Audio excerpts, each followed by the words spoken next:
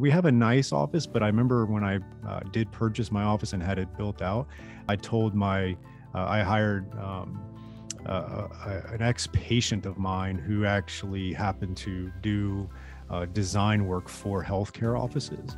And I specifically told her I wanted nice, but I didn't want over the top. I didn't want all, marble floors and granite countertops and all that, because there's a psychology of, the patient doesn't want to see their chiropractor pulling up in the Lamborghini, and they don't want to go in and see statues of themselves in marble flooring, because it can be a little bit too much where they're saying, oh, okay, now I know why I'm paying so much. So we designed it nice with a really good workflow and a nice open concept, and it's worked out well for us.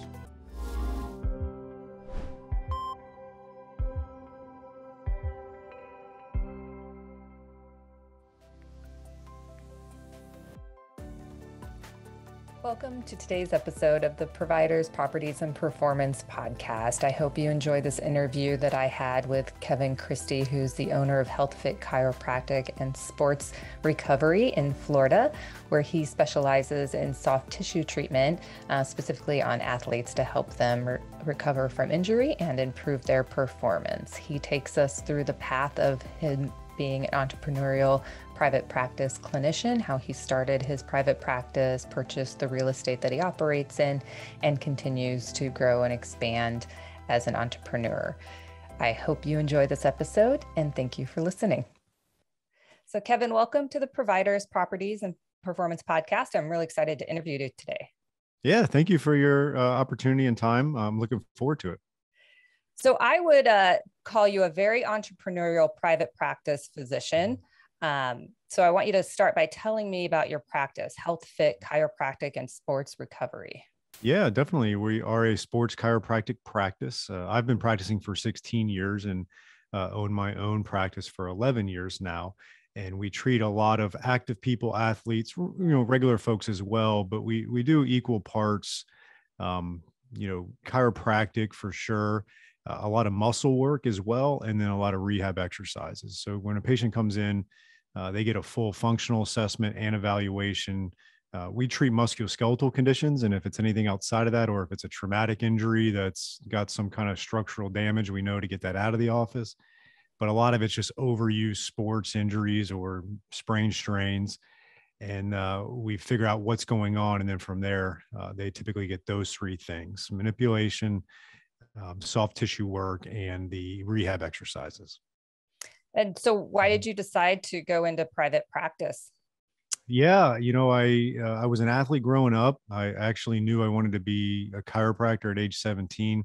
I went to Florida State University with an exercise physiology major, and I worked with a lot of the athletes there as kind of an intern for strength and conditioning. Was really into fitness and all that.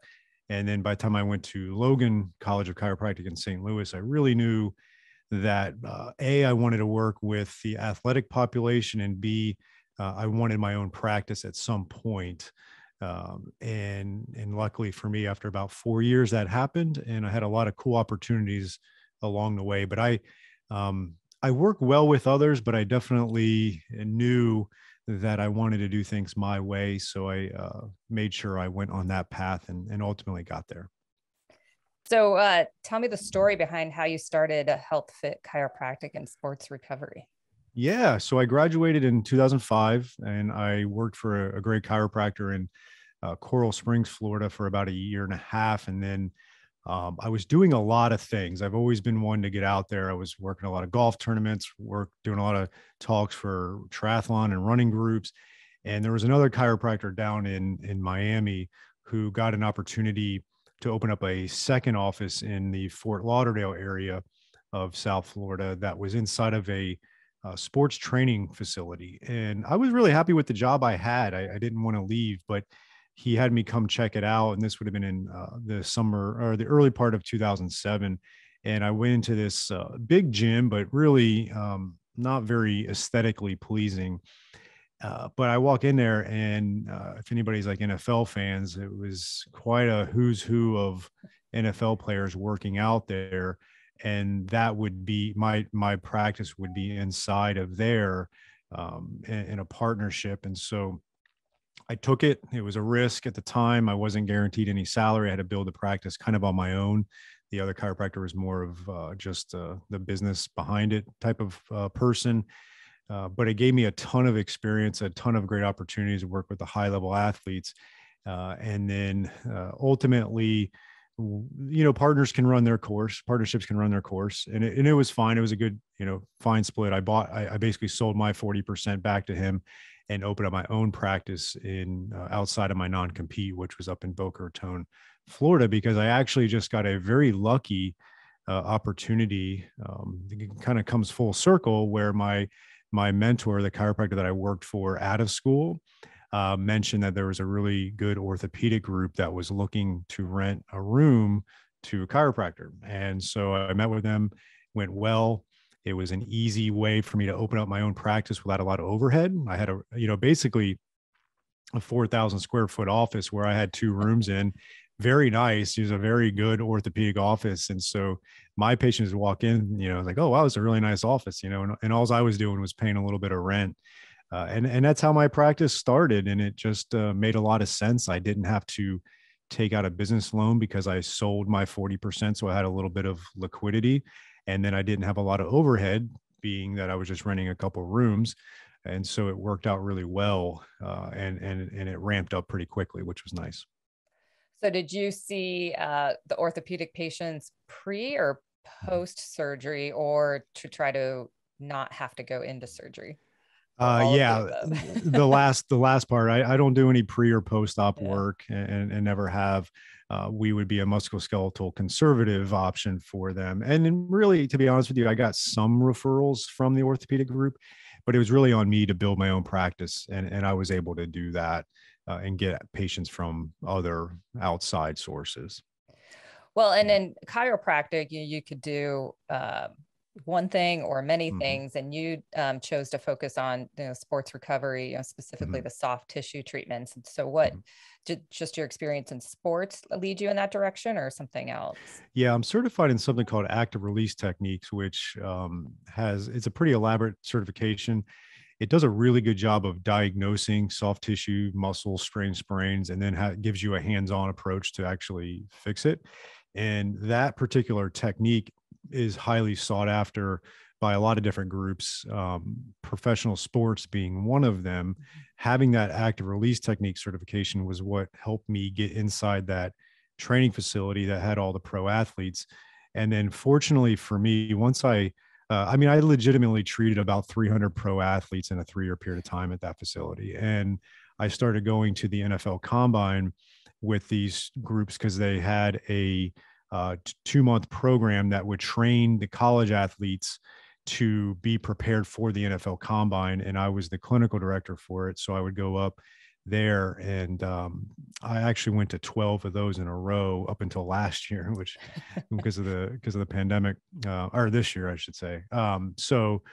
It was a great opportunity to work with a technique that was highly sought after by athletes. And then it became a snowball effect. Once I got known for working with NFL players, I was getting some major league players, then, golfers, and it went from there. I was lucky to travel on the PGA Tour in 2011 as well with some pro golfers. And so I've had some really cool opportunity in the sports, what we kind of call the sports chiropractic realm. I think the general population doesn't realize that like every sports team has a chiropractor on staff, right? Because I get it. Like chiropractic has a bad reputation. A lot of people won't use chiropractors, but it's ironic because the most performance-based humans on the planet all have chiropractors. And as we record this, the Olympics is going on, and I keep on seeing in my Facebook group, because I've got a pretty big network of chiropractors, how many chiropractors are over there treating Olympic athletes for the United States. And so it's such a staple in the athletic training room and the care of athletes that I'm surprised not everybody has one at their disposal. Well, it's interesting you say that. I have a friend that works for a professional sports team, and I was having this discussion where you're constantly hearing how these athletes are injured, and it's not the broken bones, it's but they can't play. And he said it's all soft tissue injuries. And, do you feel that the training, it's just getting harder, more specialized, or attributing to the need, to focus on recovery and repair before you keep pushing yourself forward? It's a very astute question, because we kind of chew on that year after year. It's like, why are athletes in better shape than they ever have been, getting more care, eating better, all these things, better training. They're training well in the off season, but they're getting more hurt all the time, and injuries are just insane, especially for someone like football. But I think it's a confluence of factors. One of them in particular, some of these sports, is they've become so big, fast, and strong that physics takes over. And I just think that's part of it. Now, some of the training, I do think, leads to that. Not all trainers. There's some really great trainers out there, but some of it does lead to injury. And then there's a fine line of, you have to get them this big, fast, and strong and powerful. Otherwise, they won't even be playing. Yeah, they can't right? compete. So it's a catch-22 for sure. But we're trying everything we can from all angles to try to keep athletes healthy. It's definitely a tug of war battle. Well, let's talk about your location. So, you have offices in Boca Raton and Miami, Florida. Yep. And you said you chose, I think, one of them for a non-compete, but how did you select specifically, the locations for your practice? Yeah, definitely. So I actually just sold the Miami office last year towards the tail end of the year to the doctor that had been running it since 2012. That was always in the cards. And then we expedited a little bit during the pandemic, but it's still part of our website and group and all that. And we help each other out. So I opened up the Boca Raton office inside of the orthopedic group, which was just, Boca was outside of my non-compete, and the orthopedic doctor was willing to let me rent space. So it kind of just happened that way. I'm from the surrounding area here, so I knew Boca Raton was a great place to be. It's a very affluent, well-rounded city. And so, and I knew that the orthopedic doctor did his due diligence when he purchased his office suite. And so I figured the demographics and all that lined up pretty well. So I jumped on it. And then with my connections in the sports world, there was a guy who did a lot of stretching for athletes. And he opened up a spot down in Wynwood, Miami, which at the time, 2012, was a little seedy. It's now very, it was up and coming, but seedy. Now it's it's full fledged. It's real nice, cool area, trendy. And he opened up a nice spot there, and we just subletted space, kind of like I subletted out of the orthopedic office. I subletted out of there, and that did well out of the gates. I hired a doctor from Chicago who wanted to get down here, and he's the doc now that owns that particular location. So now I'm only owner of the Boca Raton office now. Okay. And so when your patients come in for a treatment, you said you liked how the NFL facility, how that felt. So when your patients come to your office, how do you want them to feel about your office, like when they're coming in for treatment? Yeah. One of the things that resonated me so much with Strategic Coach when I started with them in 2013 was the front stage, backstage concept that they have. And just for the audience that may not have heard that, basically you go to a play and you see everything that happens on the front stage, but then there's the backstage that supports that. And it's no different in my business, where the front stage has to be really good. We tend to call it the patient experience, and everything from the phones being answered to a nice office to, all the different things that are there.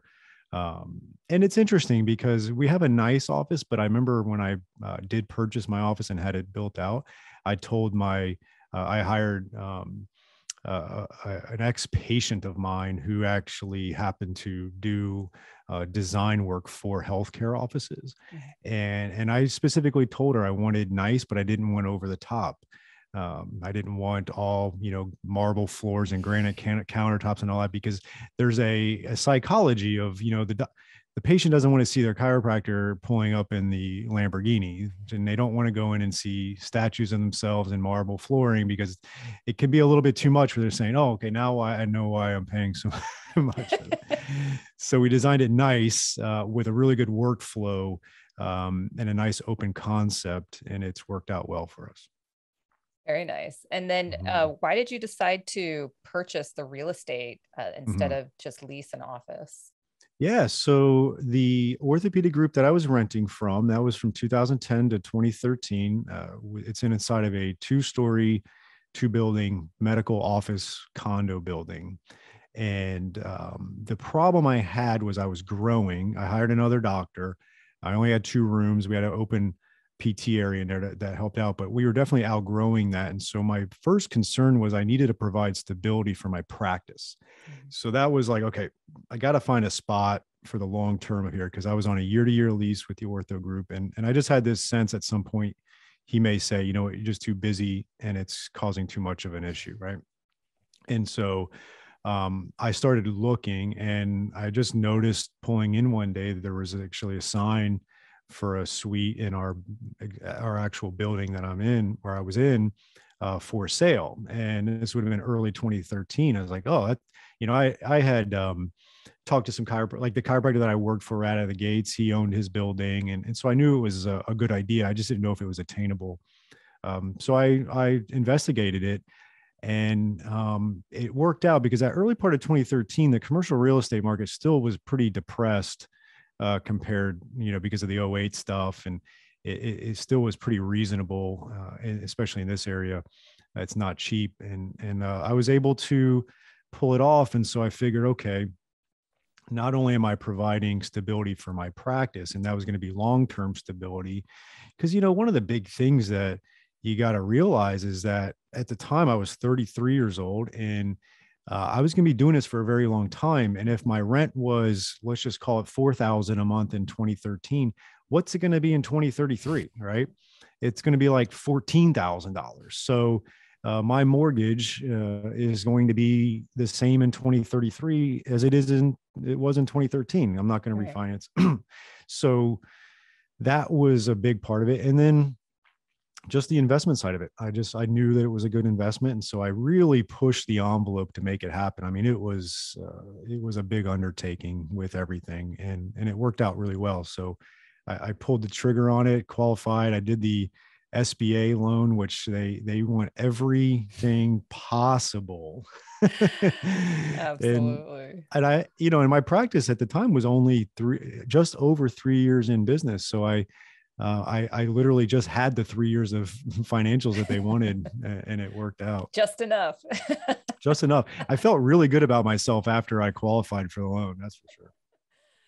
Yeah, I call it a deep dive financial exam for sure. Oh, everything.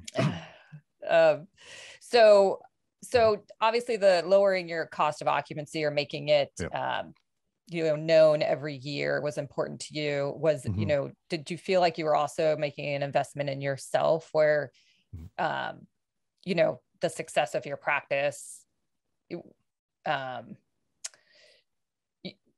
could have some additional passive income in addition to, having a successful practice? Yeah. And I'll answer there's 2 parts to that. One was I had a feeling, and it came to fruition, that if I had my own big 3,000 square foot space, I would be able to generate more revenue and profits in the practice, because I could grow, which has happened. Right. So there was an ROI for the practice. And then 2, obviously every time I pay rent to my holding company, some of that is interest and some of that is principal. And so that principal is going towards my retirement. And then 3, I actually do currently have over the last 4 years, a physical therapy group that rents from me, and I get a pretty nice rent check from that each month as well. So it's been really nice in that regard, for sure. So if there's another fellow clinician, contemplating between owning or leasing space for its practice, what advice would you give? Yeah, I would say you got to go through kind of an audit of where you're at. One is, are you going to be in that area for good? Like, you're really sure. We can't be 100% sure, but you're not like 50-50, I knew this was where I wanted to be in practice and in life for quite a long time. So I would say that's one thing. Two, consider buying more space than you currently need, because you really don't want to outgrow the space you bought, because it's a Right. lot harder, right? It's easier to end a lease and get into a new lease with bigger space versus having to try to sell and then buy another space. It doesn't always work out so smooth that way. So buy, there's a kind of a gray area. You want to buy more than what you need currently, but you don't want to overextend either to where you buy too much you can't afford it. So definitely consider that. And then can you do it? Do you have the liquidity to put down a nice, the down payment? And then can you do it without sacrificing your practice's finances? I've seen that before, where the build out goes over, the cost is way up because now you got things like cam fees you maybe didn't have before. There's a lot of different things. You like the air conditioning breaks, and that's on you now, right? So make sure that you do not strain your practice or your personal life just to make this happen. So I think Right. those are a few big hitters to cross off before. And then, honestly, it's going to be really hard for some people to do this in certain areas, in certain professions, right? If you're a chiropractor, the revenue is a lot lower than a plastic surgeon or an orthopedic or a brain surgeon or something like that. And so if you're a chiropractor in, downtown San Francisco, buying is kind of for the multimillionaires Right. in those areas. So I can't give a blanket statement that every chiropractor or doctor should own their space. There are some situations where it's just untenable. The amount of buying it's pretty crazy. Right. And they need to they need to be in a location where their patients, need them. And there just may not be that option. Yep, for sure. Um, so how do you manage? So, your practice is obviously, I would imagine, where you prefer to spend your time. So who do you have that like manages the landlord part of the real estate so that you can focus on serving your patients? Yeah, it's a good question. Well, I've actually reversed that.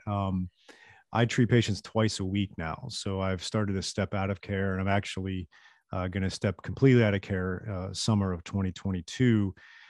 Because in addition to the private practice, which again, Strategic Coaches helped me make it a self-managing practice in a lot of ways, I also have a whole other company that's around marketing and business for chiropractors. So like I have my own podcast, and Yeah. I consult chiropractors, and that actually business has really grown and has given me kind of a freedom of location and schedule.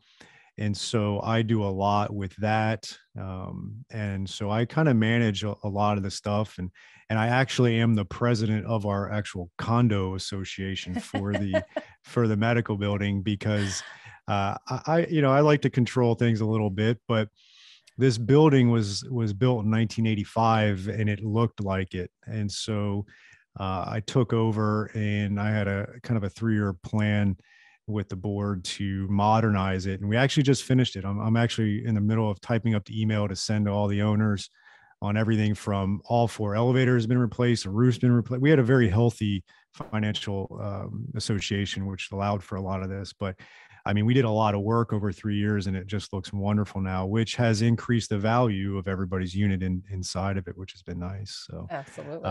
to answer your question, I kind of oversee everything, but I do have a lot of support system, either lateral to me or underneath me. So yeah, no, it's just interesting to see how each different practice handles that. Because all right, so we're gonna move now, Kevin, into the get to know you part of the interview. So what was your first job?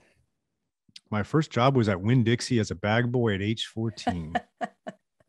Great job. It's interesting. So far, pretty much everyone that I've asked what was their first job, it was either at a grocery store, babysitting, newspaper route, bus boy, all those things. And I think it's great.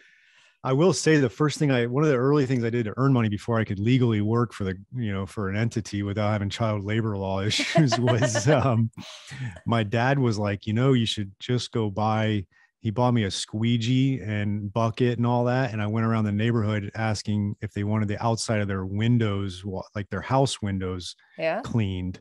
Cause everybody had kind of down here in South Florida, it gets kind of nasty. And I made a killing doing it. Everybody thought it was a great idea. So that was Yeah. one of my first entrepreneurial aspects of my life. What would you be doing for a living if you were not a chiropractor? Yeah, I really really enjoy the business side of things, and so I would, the easy answer is an entrepreneur, but I really think marketing in business would be that I would be some kind of like CMO or something of that sort. Oh, very interesting. So who are you reading or listening to Mhm. right now for news, information, or inspiration? Oh yeah, I do a lot of that. So I read a physical book, I listen to an audiobook, and I listen to a lot of podcasts. The book I just finished listening to, which I highly recommend, was actually Matthew McConaughey's book Green Lights, and I Oh, and yeah. I and I recommend listening to it because he's just entertaining. Yeah. He's my favorite actor of all. He's just amazing, and the book is great. It's a memoir, and he's got a lot of good learning lessons from it. And it's helped me out because he talks about when he decided he was putting his foot in the ground and never doing a rom-com again. I don't know if you remember that. He disappeared for a couple of years because Hollywood basically disappeared him when he kept on Yeah. turning down high lucrative rom-coms, but he knew what he wanted to do, and ultimately it worked out for him because he's done a lot of drama after that, and so he reinvented himself. And so that's been giving me some help in this transition I'm going to make over the next 11 months of getting out of patient care, and just realize like I got to put my foot down, and I've made the decision already, and I got to stick through the tough storm that it will be early on. And so that was a great book that I was listening to, which I enjoyed. Yeah. And yeah, I got a lot out of it. I really liked it. I saw an interview with him on that book, and it's Mhm. on my list. But yeah, he's a lot of fun. So Oh, he's I'm great. looking The forward to story it. of it's just funny because he lived such an amazing life, but he came from such a really bad family situation, and he just was like luckily discovered to play a bit part in Dazed and Confused. And he did such a good job on his like 3 lines he was supposed to have that they added more in for him, and the rest is history, which is crazy. That's awesome. Mhm. What is one thing you do every day for healthy self-care? Oh, I go for a walk in the morning with my 15-month-old son and my 11-year-old Weimaraner. Yeah, I Nice. get up. I'm the first one up with the baby every morning until 7:30. He gets up at like 5:30, which is not fun. But we go for a good walk, and I don't get on my phone. I don't listen to anything. We go for a nice walk, and that really starts the day off pretty well for me. Yeah, absolutely.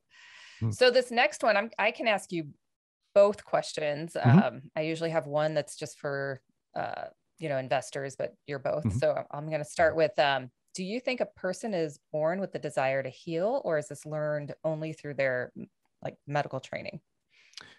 I think there's some people that are naturally born with it, and they've got a level of empathy and bedside manner that really lends itself to it. And then you definitely have to get obviously trained to do it.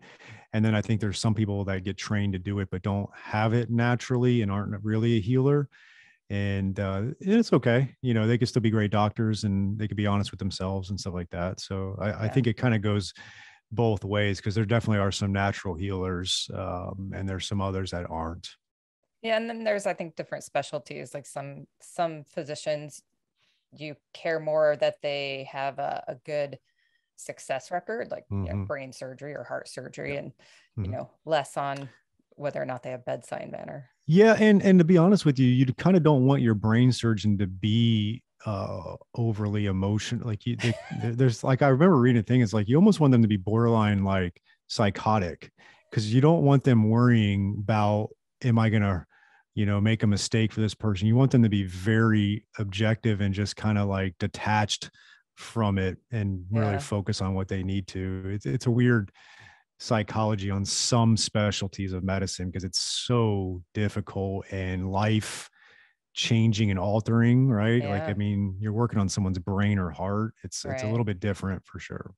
Absolutely. And then do you think leaders are born or trained? I think charisma is born. It's a hard one. I know there's a book I think called Learn Charisma or something like that, but I do think charisma and communication can be inherently born. But I always feel like I'm a big believer in, having a growth mindset. And I think people, if they aren't naturally charismatic, but they want to become a good leader, it's really going to be about doubling down on communication and meetings and one-on-ones and things like that. And that's what I'm actually, it's a good question you asked me this time, because I realized that for me to step out of care in the next level, 11 months, I really need to double down on leadership and communication. I feel like I do a pretty good job of it, but pretty good is not going to take me to that next level. Yeah, absolutely. Well, Kevin, this has been a great interview. I really appreciate your time. Thank you. I appreciate it. This is fun.